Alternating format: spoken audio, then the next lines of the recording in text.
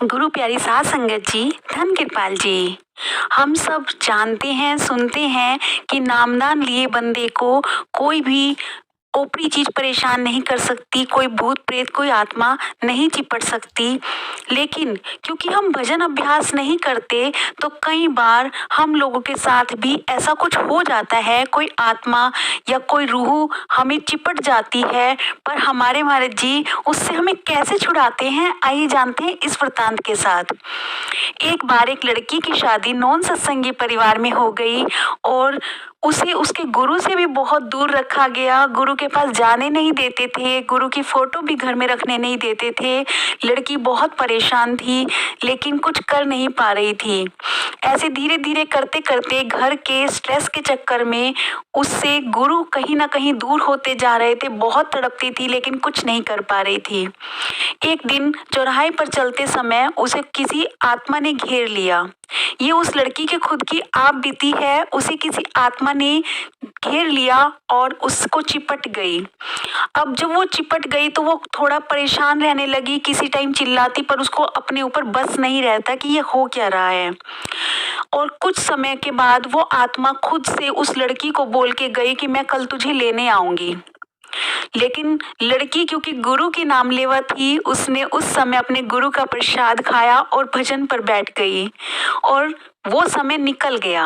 जब वो समय निकल गया तो कुछ दिन और टल गए और उसके बाद फिर से वो आत्मा उसके अंदर ही थी तो बोली, इस बार तो तुझे तेरे गुरु ने बचा लिया पर अगली बार नहीं बचा पाएंगे, मैं अगली बार फिर से आऊंगी और तुझे अपने साथ लेकर जाऊंगी। वो आत्मा ने टाइम दे दिया था, लड़की को कुछ भी नहीं सूझा। उसके पास एक छोटा सा बच्चा था, उसने अपने बच्चे को उठाया और अपने मायके चली गई। उसके मायके में सभी नाम लेवा थे। वहां पर जाकर लड़की ने ये सब बातें बताई और उसी दिन जिस दिन आत्मा को आना था, शाम के समय लड़की की तबीयत खराब होने लगी। वो थोड़ा झुंझुनाहट करने लगी, चिल्लाने लगी, चीखने लगी और कहने लगी मुझे छत पर जाना है। अपनी जो रूफ होती है, जो छत होती है, उस पर जाने के लिए जिद करने लगी। जब वो लड़की जिद कर रही थी तो उसकी छोटी बहन उसको छत पर लेकर चली गई। वो छत पर तो गई पर अब उसको पता था, उसकी छोटी बहन को पता था कि अभी अपने बस में नहीं है, इसको कैसे संभाला जाए। उसने अपने पापा को भी बोला और पापा भी छत पर आ गए। उन्होंने नीचे एक फर्श पे चटाई बिछाई और उस लड़की को अपनी गोद में लेकर बैठ गए और सब भजन पर बैठ गए।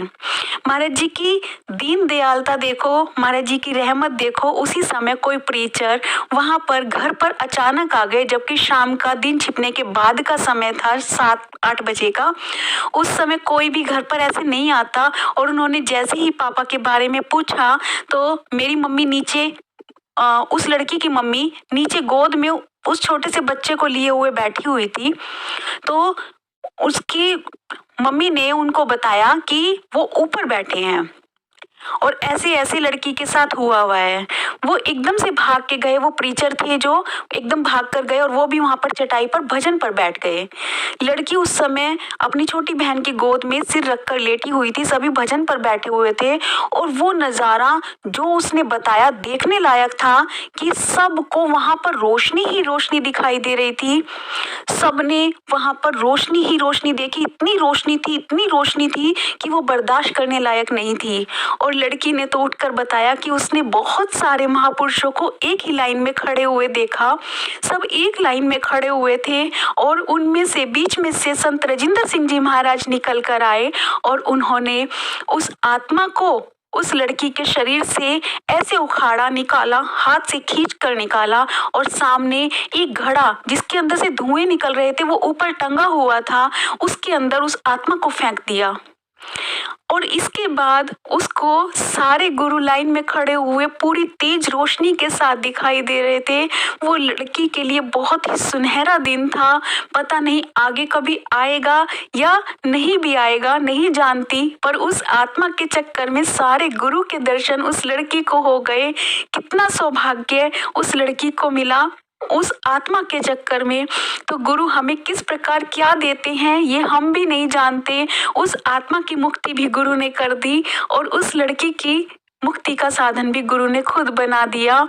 ये होते हैं गुरु जो हमें हर जंजाल से, हर मुसीबत से, हमें डूबने से पहले हर चीज़ से निकाल लेते हैं, हम पर आए कष्टों को अपने ऊपर उठा लेते हैं।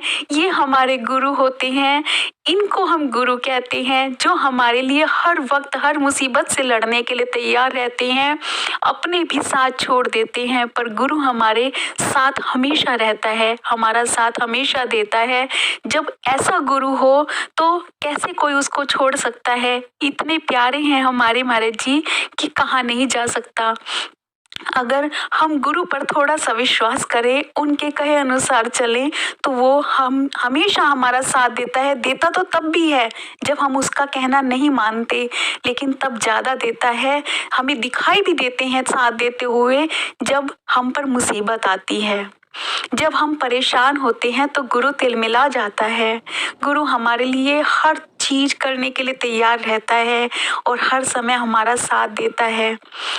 हमें गुरु की हर बात माननी चाहिए, गुरु के रास्ते पर चलना चाहिए। अगर हम कहीं ऐसी जगह फंस भी गए हैं तो अपने आप को फंसा हुआ ना मानकर गुरु की रहमत का इंतज़ार करना चाहिए कि अब गुरु की रहमत होने ही वाली है, क्योंकि हम इतनी बड़ी मुश्किल में फंस चुके हैं जहाँ से हम खुद नहीं निकल सकते, और गुरु अब हमारे पास आने ही वाला है, वो दस्तक आने ही वाली है और हमें कुछ ना कुछ नया मिलने ही वाला है।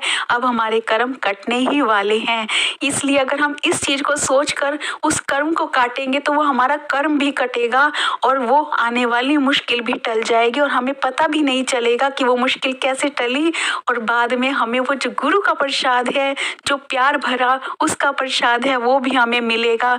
अगर आपको मेरी वीडियो अच्छी लगती है प्लीज़ लाइक कीजिए, शेयर कीजिए और चैनल को सब्सक्राइब जरूर कीजिए। Thank you.